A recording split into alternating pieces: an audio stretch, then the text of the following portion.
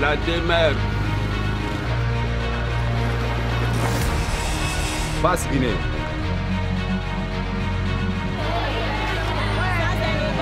Les femmes.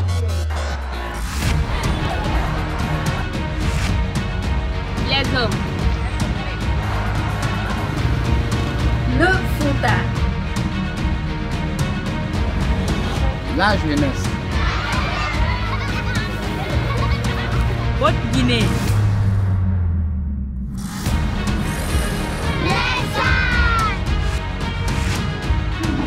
Guinée forestière.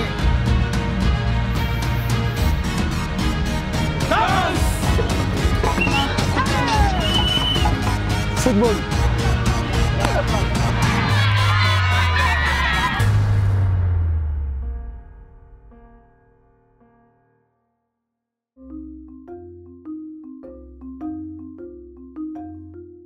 On dit que la Guinée est à la fois un scandale géologique et un scandale agricole. Mais ce qui caractérise la Guinée, c'est qu'on retrouve tout le paysage de l'Afrique de l'Ouest en Guinée. La basse Guinée avec les belles plages, les rivières du Sud, la mangrove, etc. Le Fouta jalon au plateau avec son climat, ses forêts de sapins, ses chutes d'eau et dont le symbole est de là-bas. La Haute-Guinée avec ses savanes, ses dunes, etc. Et la forêt, surtout avec la forêt des diamants, où on trouve toutes les plantes rares. Donc on retrouve toute la géographie de l'Afrique de l'Ouest, plus le Fouta jalon, qu'on ne trouve qu'au Kenya, en Tanzanie et éventuellement au Cameroun. Donc la Guinée a été gâtée par Dieu. Vous savez, si je prends le Fouta, ce que le Fouta, c'est l'amour de la religion, l'islam et l'importance de la connaissance de l'islam. Si je prends la Haute-Guinée, c'est surtout une société guerrière qui est basée sur la fierté et le respect de la parole donnée. Si je prends la forêt, ce sont surtout des très grands cultivateurs. Vous savez, par exemple, les Kissiens, et on a considéré que c'est les meilleurs producteurs de riz dans le monde avec les gens de Cochinchine. Et si je prends la Basse-Guinée, c'est l'ouverture, la gentillesse. La population de la Basse-Guinée est très ouverte, accueillante et ne fait pas de différence. Donc vous voyez, selon chacune des régions a cette particularité-là. Traditionnellement, bon, évidemment, le développement des villes avec l'occidentalisation a un peu dénaturé, mais sinon ce qui caractérisait la Guinée, c'est vraiment l'hospitalité, la gentillesse et l'amour du travail. Ça, on ne peut voir cela que dans les campagnes, en fréquentant les paysans. Parce que les villes maintenant se sont un peu occidentalisées, donc elles ne sont plus représentatives réellement de ce qui est fait l'âme de la Guinée et l'âme du peuple guinéen. Moi, je suis le protecteur du diaspora parce que j'ai fait plus de temps de ma vie en France qu'en Afrique. Je pense que tout Guinéen à l'extérieur n'a qu'une seule envie, vivre au pays. Évidemment, cela suppose certaines conditions. Bon, pour le moment, les conditions matérielles de salaire ne permettent pas, mais chacun d'eux a l'amour de son pays et souhaite retourner au pays. Parce que moi-même, je l'ai vécu. C'est l'amour du pays, la nostalgie du pays et la volonté de pouvoir rentrer un jour.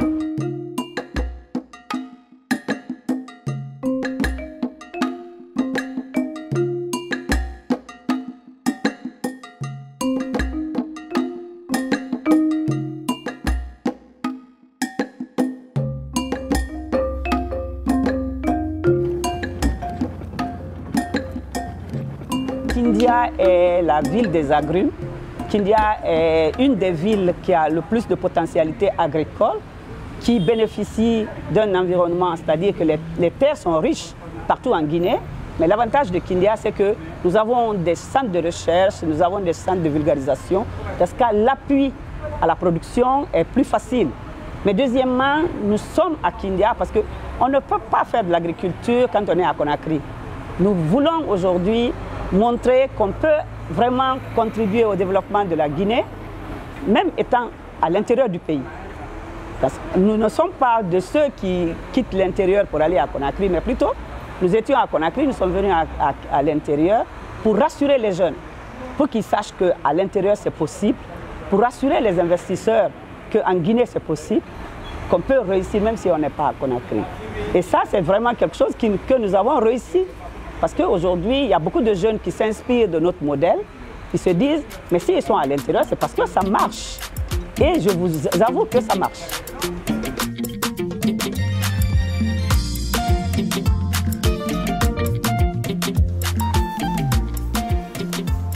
La particularité de notre entreprise, c'est que nous sommes une entreprise familiale où nous travaillons sur la chaîne de valeur. C'est-à-dire que notre entreprise est une entreprise de production. Elle fait aussi de la formation, mais surtout, elle a créé une autre entreprise qui est une entreprise de transformation. Dans ce cas, nous sommes sur la chaîne de valeur. Parce que cette particularité nous amène à lutter contre les pertes post-récolte. Dans ce cas, nous résolvons nos propres problèmes, mais aussi les problèmes d'autres producteurs.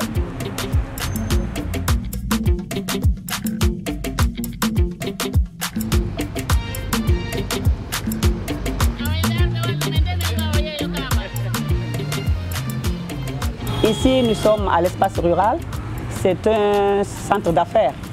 C'est-à-dire que nous avons loué les installations au centre de recherche de Foulaya pour permettre de faire la promotion des produits transformés par notre entreprise, mais aussi de vendre des produits, du jus naturel, de tout ce qui est produit de bonne qualité. Parce que aussi, au niveau de notre ferme, nous faisons la promotion de l'agroécologie. Dans ce cas, il y a beaucoup de produits sur lesquels nous n'utilisons pas d'engrais chimiques. On essaye de motiver les gens à consommer mieux parce que nous sommes souvent malades de ce que nous mangeons. Alors, c'est un espace aussi d'échange pour permettre aux producteurs, aux futurs agriculteurs, aux jeunes étudiants de pouvoir se concerter et aussi d'avoir des informations.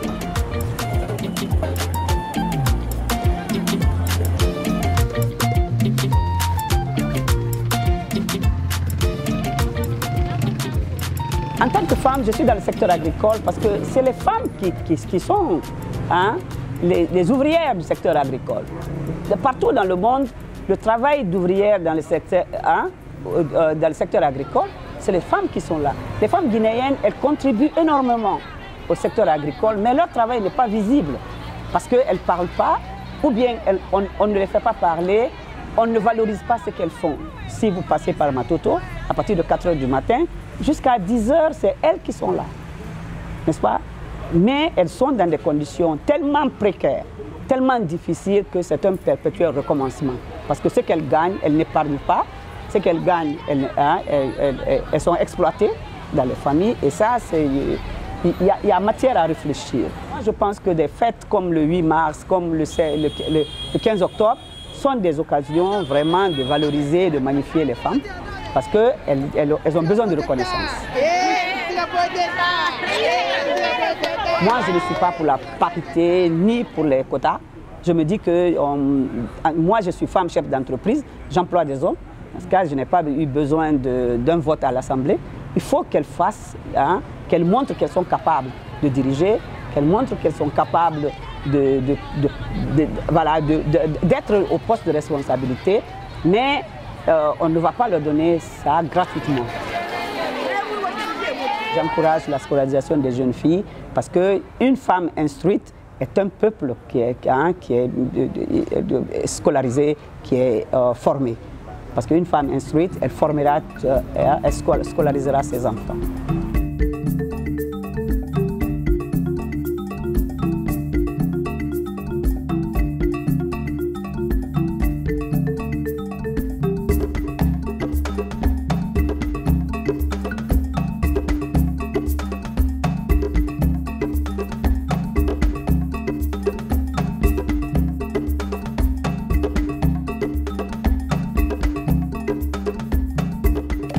La sculpture, c'est un travail des nobles parce que ça se passe dans la tête. Surtout un créateur, il faut t'inspirer, il faut avoir une source d'inspiration. Moi, mon source d'inspiration ici, c'est la nature. J'aime créer, je n'aime pas reproduire, quoi. Tu sais, c'est ça la différence entre les sculpteurs. Chez nous, ici, il y a plus de reproducteurs que de créateurs, quoi. Alors que l'art, il faut créer. Il faut faire tes propres recherches. Tu crées pour valoriser ce que tu fais, quoi.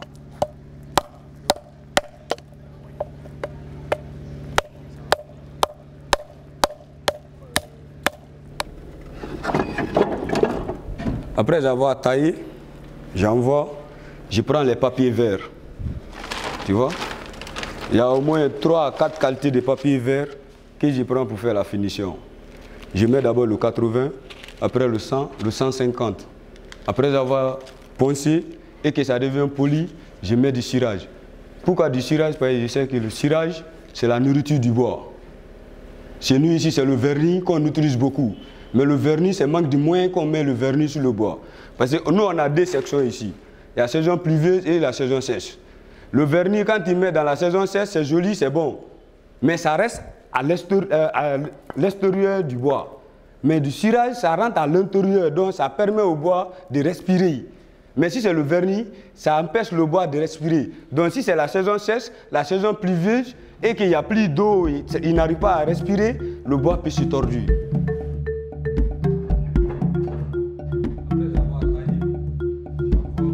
Ces petits objets culturels de notre région qui est représenté ici par toutes les communautés de la forêt, que ce soit le Kissi, le Kpele, le Toma, le Manon, le Kono et le Konya, sont représentés ici par un petit objet culturel qui servait à l'époque à l'identification des différentes ethnies.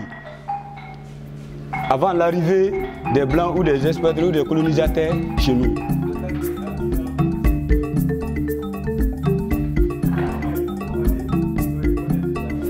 C'est un objet aussi qui était très symbolique chez nous, ici, dans la communauté Toma. C'est ce qu'on appelle le Genzi. Le Genzi, c'était la monnaie Toma. À l'époque, les chefs Toma, ils avaient imposé sur le Genzi pour les servir à faire de l'échange. Lui qui a 2 Genzi ou 3 Genzi, il a un problème de riz, il peut aller avec ce Genzi-là, donner, et puis on lui donne le riz ou bien la cola. Mais jusqu'à présent, ça existe dans la communauté Toma pour les dots. Sans les Genzi, tu ne peux pas faire les dots sur les Toma. Même si ça trouve que tu as les milliards, quand tu viens, on t'explique comment faire les mariages traditionnels, on t'explique. Tu es obligé de venir chercher les Genzi. Parce qu'à l'époque, dans la tradition, ça représentait la fortune.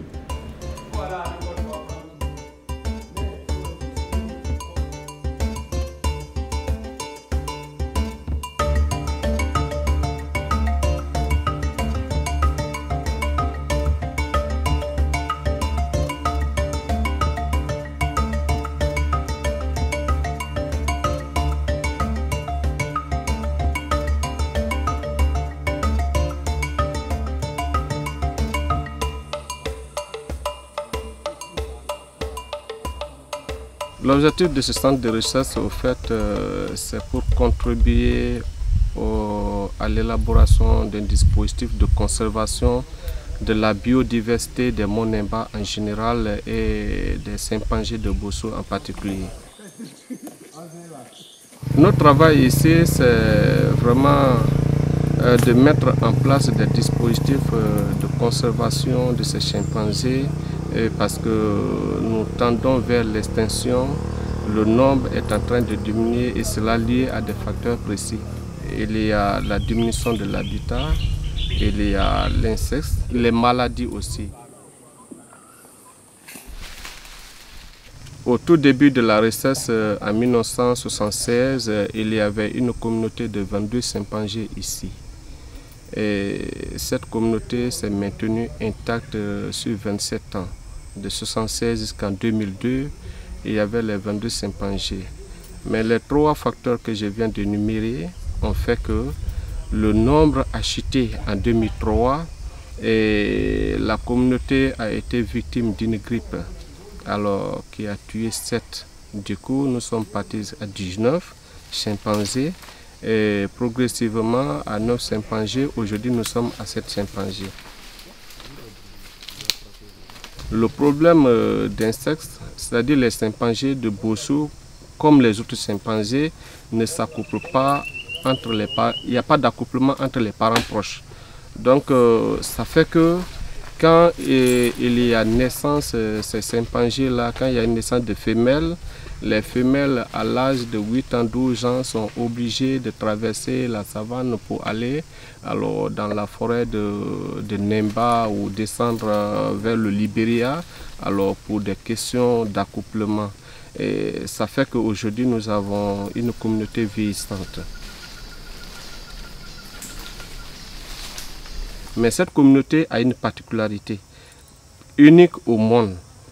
Les chimpanzés de Bossou, c'est qu'il y a la cohabitation entre ces chimpanzés et les hommes, chose qui n'existe pas ailleurs.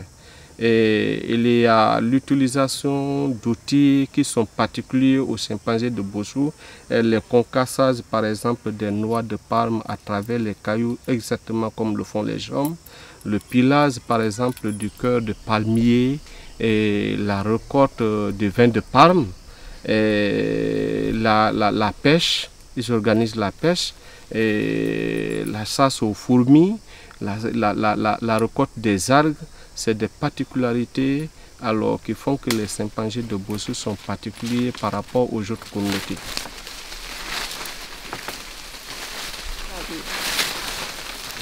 Pourquoi ici? C'est parce que la communauté de Bossou, la population de Bossou, depuis des décennies, ils ont préservé ces animaux, et ces animaux sont habitués à l'homme parce que j'avais parlé de coexistence pacifique. Ils sont habitués aux hommes, chose qui n'est pas pour les communautés de Nemba, de Libéria et d'ailleurs. Donc voilà un peu l'explication de la particularité des chimpanzés de Bossou.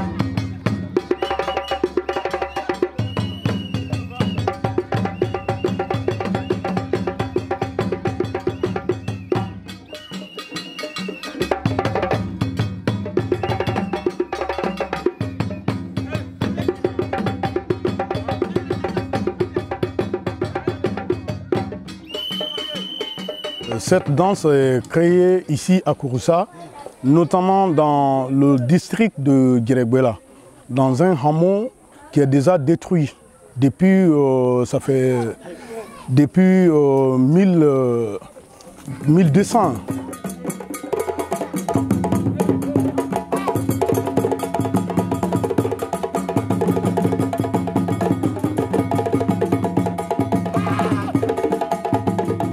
La signification de cette danse, c'est la danse des hommes forts. Et cette danse a été créée pour la première fois pour récompenser les paysans. Parce que dans cette danse, il y a ce qu'on appelle le kassa. Le kassa, c'est une branche de cette danse qui accompagne les paysans, qui encourage les paysans quand ils sont au labour.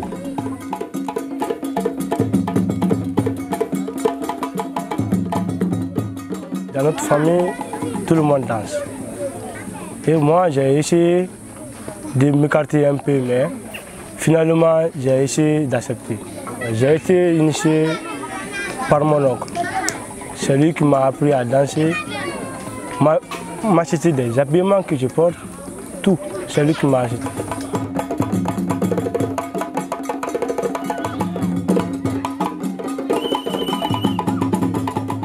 La manière dont on m'a appris, j'ai enregistré ça et aussi j'ai regardé les images, les ballets africains de Conakry Béchia là-bas. De Conakry là-bas, il y a Wassasso, Quand je regardais les images, je comprenais un peu leur pas et j'essayais aussi de m'apprendre à ces danses.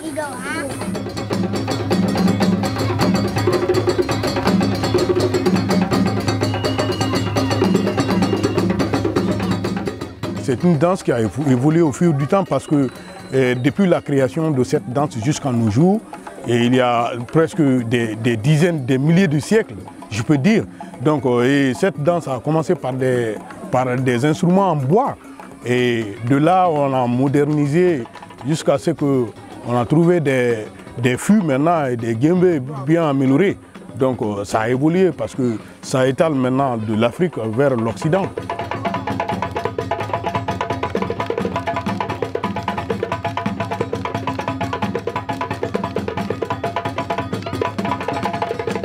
Si la personne qui veut apprendre n'est pas de chez nous, il faut prendre des années pour apprendre. Par exemple, quelqu'un qui vient de l'Europe ou bien des États-Unis, qui n'est pas habitué, qui ne connaît pas vraiment cette danse, va prendre le temps pour apprendre. Presque 1 an ou 2 ans comme ça d'apprentissage.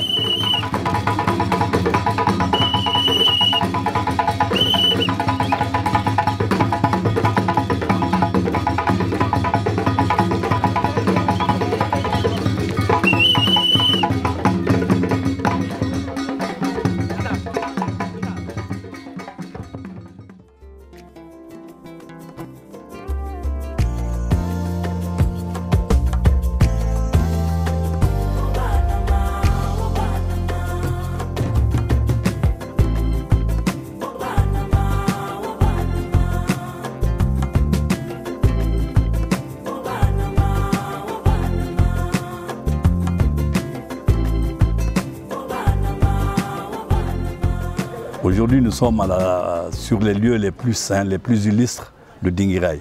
C'est la mosquée de Dinguiraye. Cette mosquée de Dinguiraye, dans un premier temps, vous avez cet arbre-là qu'on appelle le lengué. C'est au bas de ce lengué que l'Hadj Omar Tall est venu s'installer et il a fait ce qu'on appelle son madrasa, c'est-à-dire l'école coranique. Il a rassemblé tout le monde pour essayer de les enseigner l'école coranique et la religion musulmane.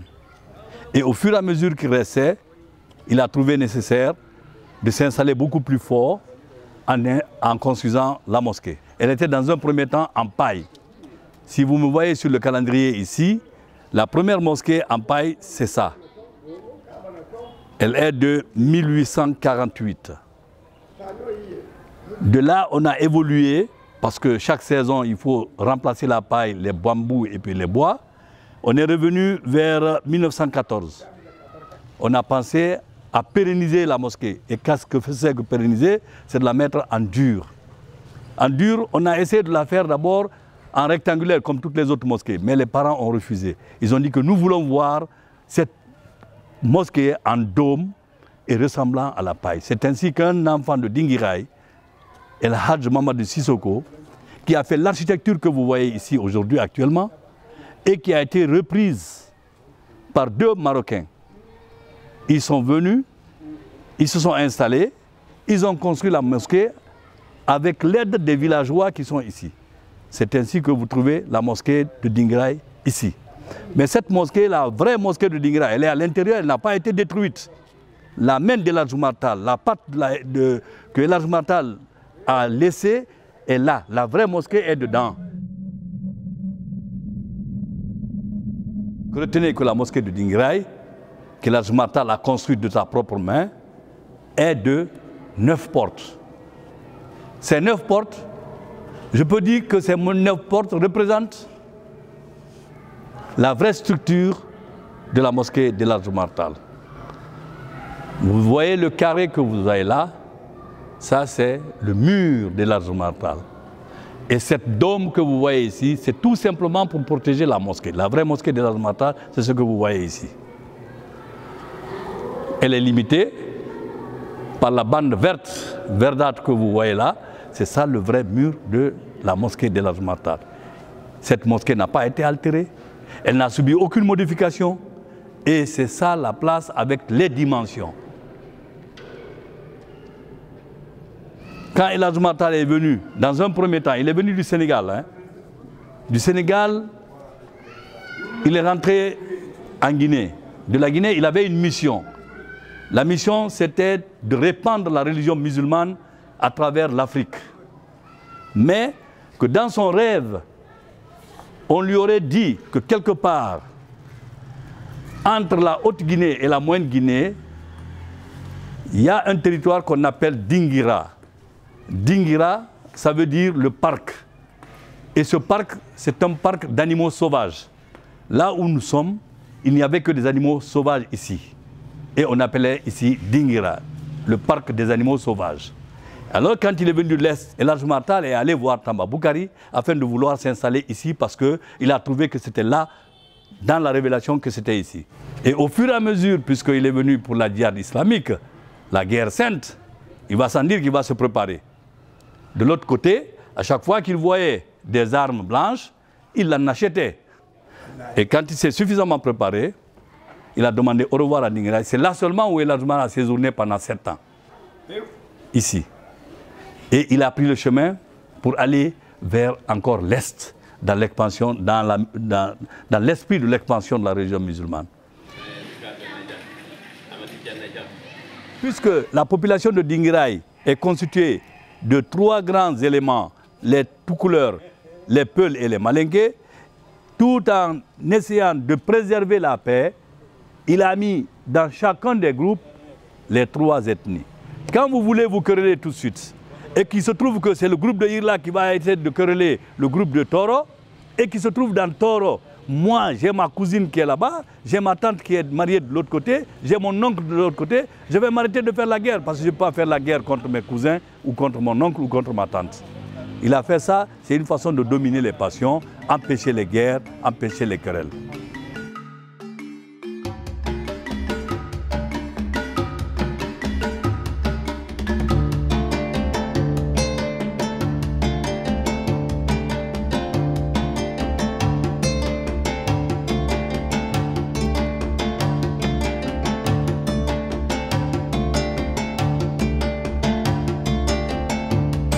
Cette roche que vous voyez, les géologues affirment que c'est dû à l'érosion.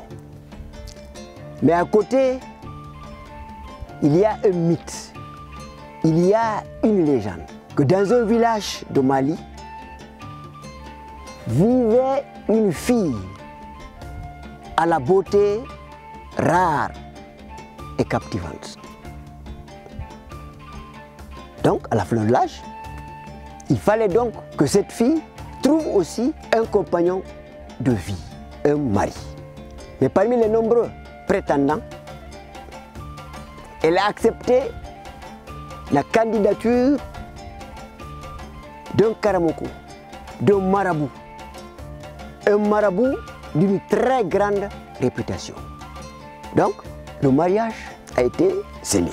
3 mois se sont écoulés. Il y a eu un jeune homme d'un village d'à côté qui est tombé amoureux de la jeune femme. La Modou à la part. Elle a accepté la candidature, comment dirais-je, le monsieur. Le monsieur qui peut-être demain serait son troubleur de foyer. Il fallait justement rendre visite à son troubleur de foyer, à son ami. C'était un jeudi. Le matin, le mari se lève. 7 heures, il ne voit pas sa femme.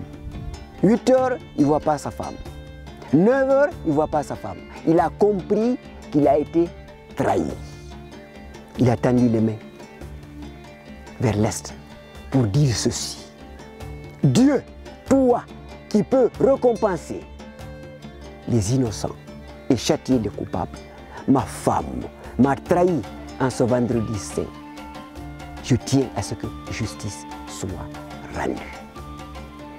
Il paraît que c'est cette femme qui a enterré amour et fidélité qui a été transformée en roche et que le monde entier observe aujourd'hui.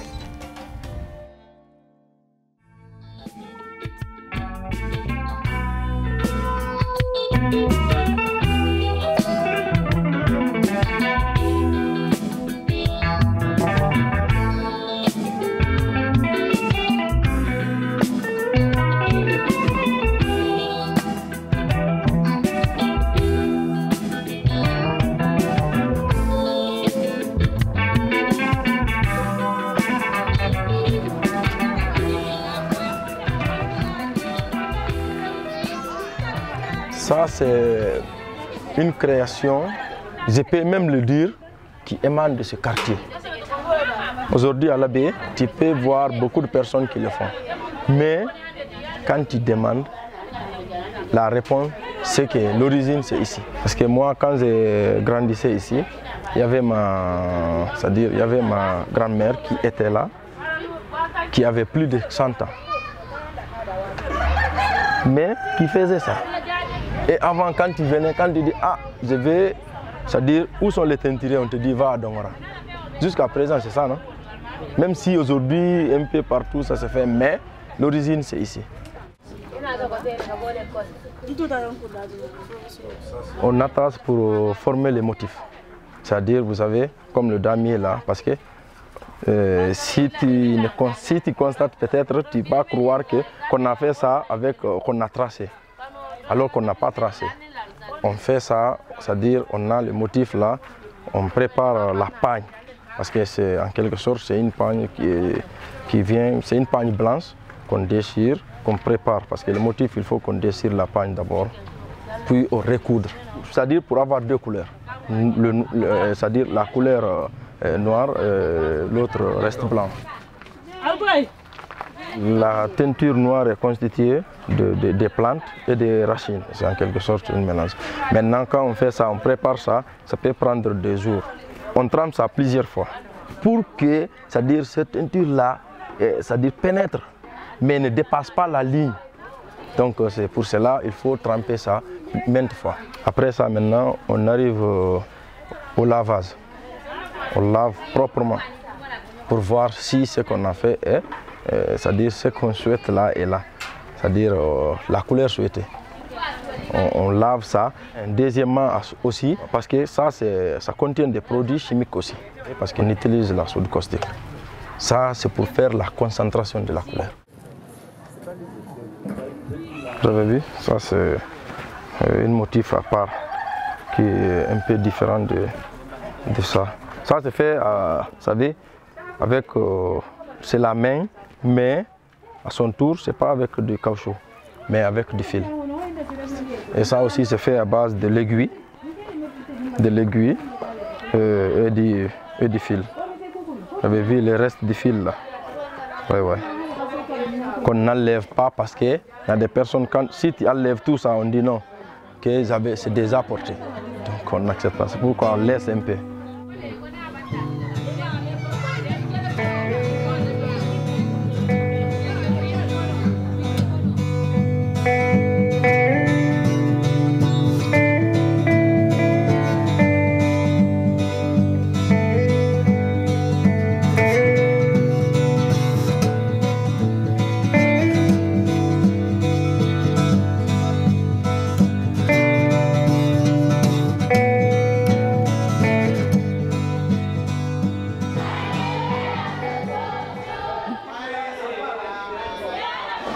Je m'appelle M. Silla Ali, je suis le directeur de l'école Madinatul Munawara, je suis comptable de profession.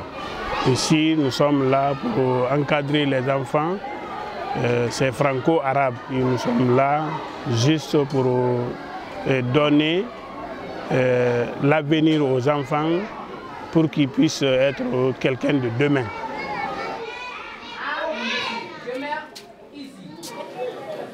Cette année, on a 315 élèves.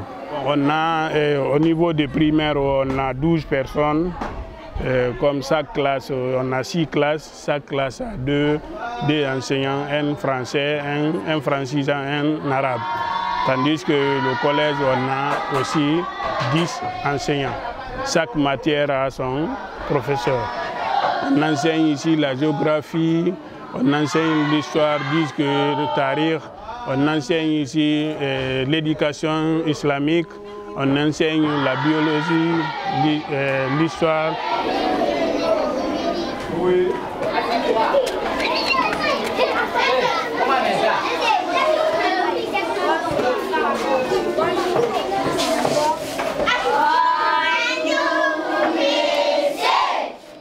Bonjour, vous allez bien?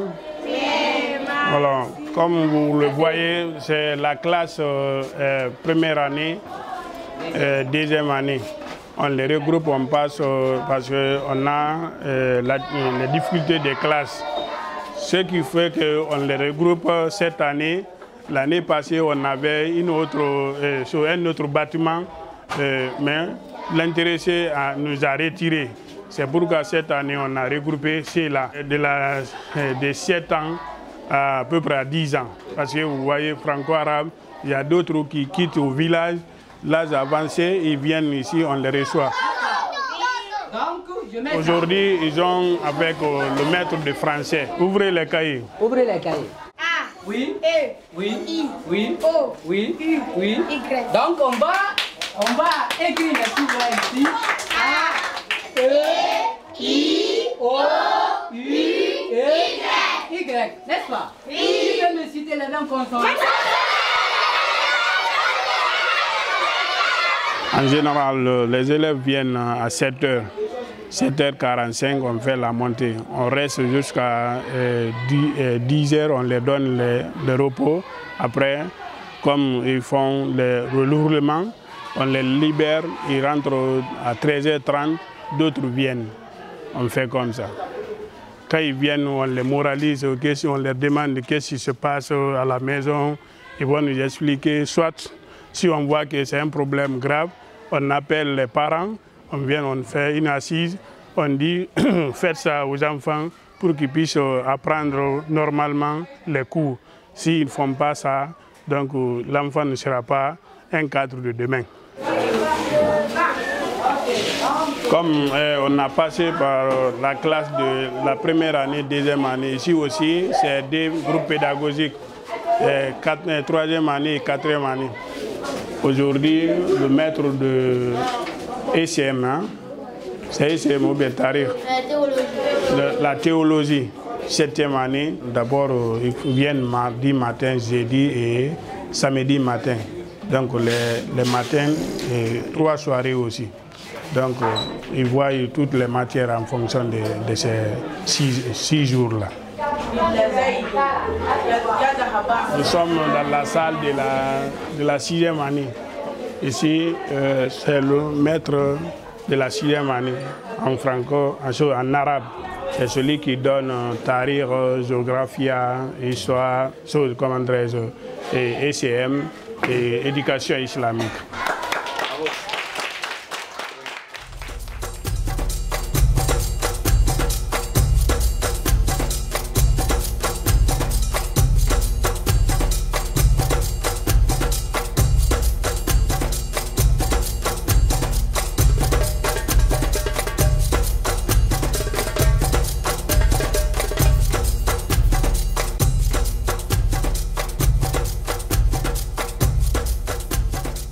Pokémon que vous entendez là, c'est vraiment Pokémon que les gens qui sont en train de suivre à la télé. Quand j'étais à la télé, nous aussi, on a regardé beaucoup de dessins animés. Donc on a choisi Pokémon parce que déjà d'abord le nom, ça sonne bien dans les oreilles des enfants. Tu deviens tout le temps petit et tu deviens la star et la vedette des enfants. Et on a mis Nyakri parce qu'on vient de Guinée-Conakry.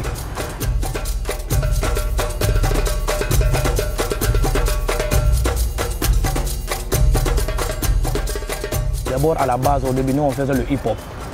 Le hip-hop, comme tout le monde, regardez, voir Michael Jackson, comment il danse, essayer de faire mieux, ou pourquoi ne pas être comme lui, Usher, voilà, après B2K est venu, street dance, la danse, voilà, le hip-hop, ça marche, après on se demandait, comme toutes les autres danses qui viennent et qui passent, est-ce que le hip-hop ne va pas passer? Mais à chaque fois qu'on est en train de danser le hip-hop, ça ne fait que partir loin. Et quand on se rappelle encore des définitions qu'on a vues, le hip-hop c'est depuis vers 1970, on se dit ça date de loin et ça ne fait que partir. Donc il faut se baser sur le hip-hop. Et après, quand on a dansé le hip-hop jusqu'à un certain moment et qu'on a eu quelques niveaux, on se dit les gars, le hip-hop est bien. Mais est-ce que tu penses, une fois en Occident, tu peux faire le hip-hop à 100% et battre celui qui est né dans le hip-hop? Qu'est-ce qu'il faut? Il faut mélanger avec ce que tu as chez toi. Les acrobaties qu'on fait ici, les cirques, et du manding de chez nous. Donc ça veut dire aujourd'hui nous on danse le hip-hop, la danse de chez nous, la Guinée oui, 224 du manding et les trucs de cirque.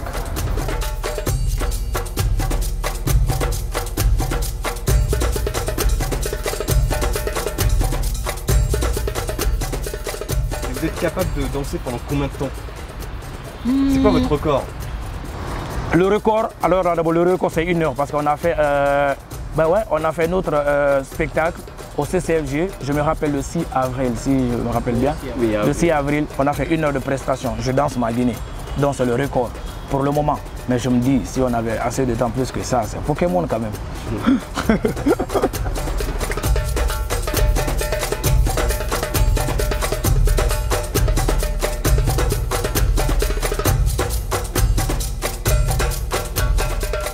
Bon, notre ville, je vous ai dit, c'est le meilleur. Tout est cool ici. Le soleil est là, pas trop ni moins.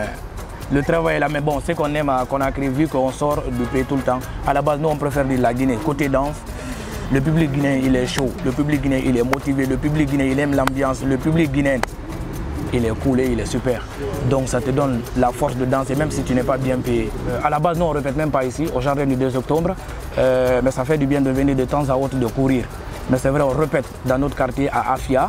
On répète souvent à la plage, au bord de la mer Takonko, qu'on remercie beaucoup parce que nous on a fait une demande là-bas, on a déposé une demande histoire d'être tranquille.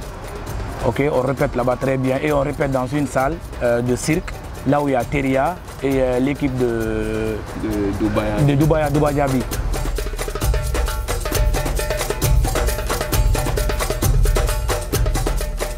Aujourd'hui, on danse parce que c'est vrai, c'est notre métier. Et à la base, c'est parce que le pays aime ça et le pays réclame. Donc la fierté du pays, notre objectif, c'est encore amener loin le rouge, jaune, vert. Partir, revenir, former d'autres gars qui vont faire mieux que nous.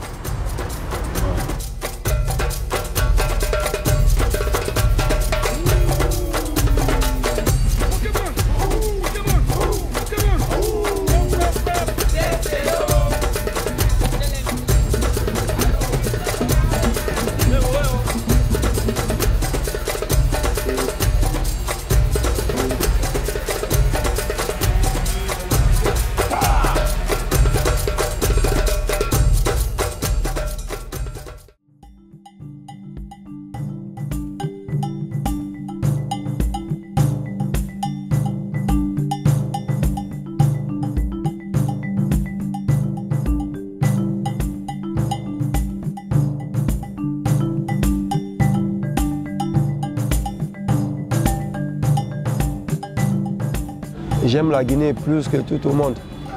Moi, j'ai toujours aimé chez moi. La Guinée, je ne peux pas rêver mieux. Parce qu'ici, il y a la joie de vivre. Même sans rien, on n'a pas de stress.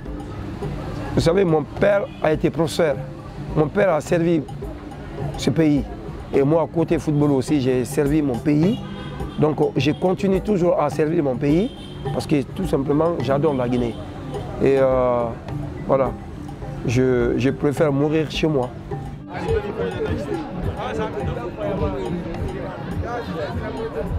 On est là pour gagner le match. C'est un tournoi qu'ils ont mis pour toute l'équipe. Et moi, nous, Foot Elite, on veut que le tournoi, ça soit pour nous. Donc, comprenez un peu. Mettez ça dans Marie, on recule, on recule, Drogba, voilà. Quand je suis rentré, le coach qui a fondé ces enfants-là sont venus me voir qu'il veut que je sois le président de club de Guinée Foot Elite. Donc c'est comme ça que j'ai mis en place ce projet Foot Elite garçon et Foot Elite fille.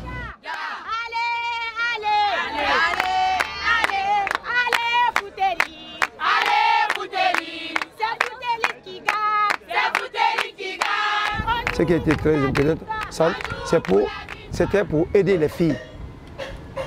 Donc à travers mon académie, d'accompagner les filles à l'école. C'est ça que j'ai trouvé bien en fait. Le projet a demandé 50 jeunes filles. 40 jeunes filles vont à l'école privée qu'on accompagne scolairement. Et voilà, après il y a des trucs qui s'ensuivent. Et les 10 autres, on les accompagne avec leur activité parce qu'ils peuvent faire des tresses, la cuisine, voilà, tant de trucs en fait. On les accompagne avec ça. Donc je les remercie aussi parce que ça n'a pas été évident, mais côté financier, c'est eux qui nous ont accompagnés. Donc la SMB, Fondation SMB. Qui a eu des chocs? Le travail, l'amélioration que vous êtes en train de faire, c'est vraiment encourageant pour les personnes les personnes porteurs de ce projet. Et donc ça c'est la Fondation SMB. Et nous, à IEW, on ne fait qu'accompagner.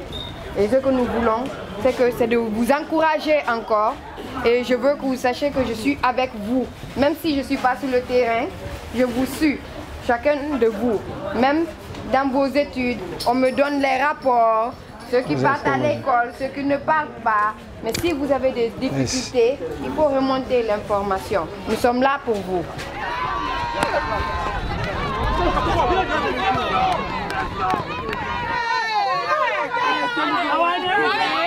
La gente féminine, elle est un peu mal vue quand c'est le sport. Et on a voulu un peu lever le tabou, dire que ce n'est pas un métier aussi réservé aux sales filles. Vous m'excuserez du terme, c'est vu comme ça. L'objectif n'est pas forcément qu'elles soient des footballeuses professionnelles, mais qu'elles soient des filles modèles dans les différents quartiers par rapport non seulement au sport, mais aussi à l'éducation. L'appétit, ça vient en mangeant. Il y en a qu'on a forcé à être là en disant l'argument principal aux parents que c'est l'école la priorité. Mais au fur et à mesure, ces filles qui n'aimaient même pas courir, n'aimaient pas du tout le sport, elles sont les plus motivées dans le groupe.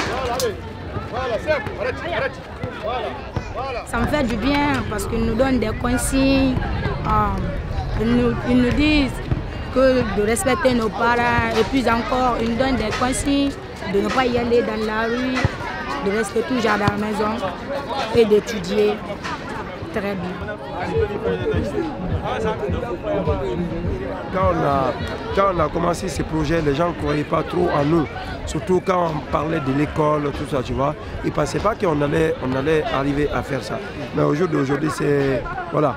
On arrive quand même à gagner un petit peu parce qu'aujourd'hui, les filles, elles vont à l'école et en même temps, elles viennent au football. Donc, c'est un plaisir pour nous. Et puis, ce que je peux dire aussi par rapport à l'éducation, tout ça, il faut que les parents aussi nous aident. Parce que ce n'est pas facile. On ne peut pas éduquer seulement quand on est au stade. Il faut éduquer aussi quand on est à la maison. Parce qu'on ne peut pas faire la place des parents ou de la famille parce qu'on ne contrôle pas tout ce qui se passe à la maison. Mais ici, tu vois, tout ce qui se passe aujourd'hui, on arrive à gérer.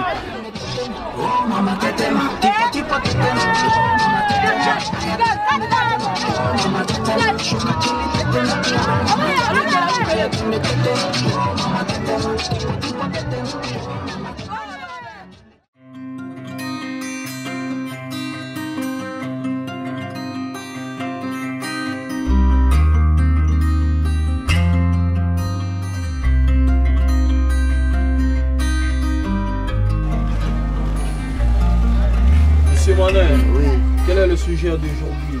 Le sujet d'aujourd'hui, c'est par rapport au match d'hier, comme ceux qui ont été nous les supporters. Oui.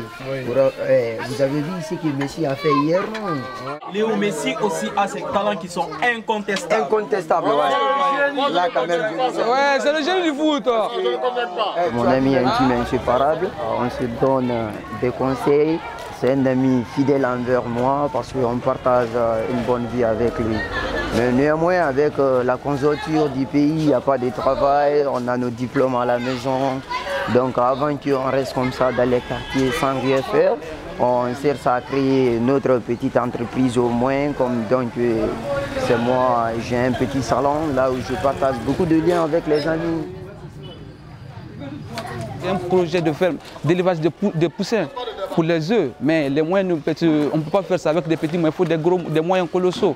Donc c'est pourquoi avec lui on se donne des idées, on essaie de voir réellement qu'est-ce qui peut marcher, avec quoi on peut commencer, qu'est-ce qui nous empêche. Donc on se donne des idées, franchement on passe presque toute la journée à penser à ça.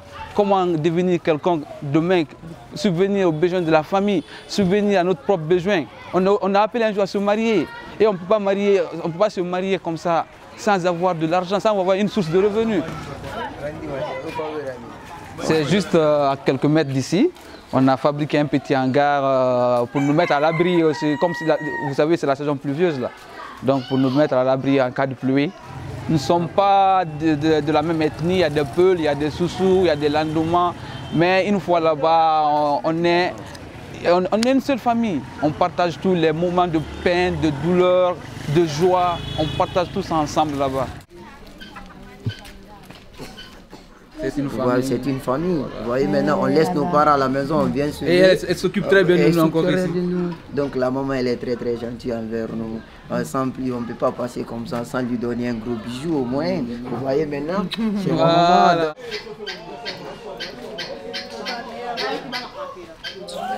C'est une vendeuse d'auto, donc à chaque fois on vient sur la vitesse, on achète 1000 francs, 2000, donc vous voyez. C'est avec qu'on achète, elle cuisine très très bien. Ouais, Famani, comment ça va? C'est Moussofé Oni. Ça va? C'est autour de ça on passe la journée. Le thé, ataya, comme on le dit dans le jargon guinéen, ataya. Donc, tous les jours, on vient, on cotise, chacun donne un peu, on va, on achète, on vient, on prépare, on raconte tout. De la politique, de la vie, de la ville, la culture, le sport. Il avait même insulté mon attaquant Suarez, soit disant que Suarez ne marque pas. Mais lorsqu'il a marqué...